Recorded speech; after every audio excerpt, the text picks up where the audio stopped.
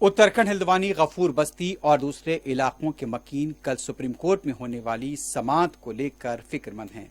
मुकामी अवाम ने रेलवे की अराजी पर जबरन कब्जे के इल्जामात को मुस्तरद किया है। मीडिया से बात करते हुए मुकामी अवाम के नुमाइंदे अयूब हुसैन कुरैशी का कहना था, उनके अजदाद यहाँ पर 125 साल से रहते आए हैं।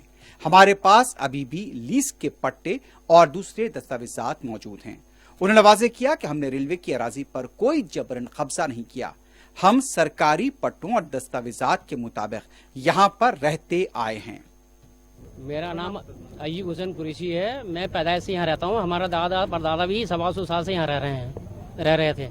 अब भी उनके हमारा जो है लीज के पट्टे कागजात हैं, सब हैं, मौजूद हैं। अयूब जी, जो ये किया हुआ है उसको हटाया जाए। जो हाईकोर्ट का आदेश भी आया है इसमें कि जमीन खाली करते हैं। हमारा कहना यह है कि हमने जो है रेलवे की जगह में कोई इंक्रोचमेंट नहीं किया गया है। सरकारी आदेशों के मुताबिक सरकारी पट्टों के हिसाब से रह रहे हैं। मेरे हाथ में जो है पेपर हैं, सरकार ने जो इसका सर्वे करा करके हम लोगों को पट्टे दिए हैं। ये देखिए सर, ये सर्वे करा हुआ पेपर है, ये जिसमें आपको जो है ये लाइन नंबर 18, ये लाइन नंबर 17 दिखाई दे रही है ऊपर।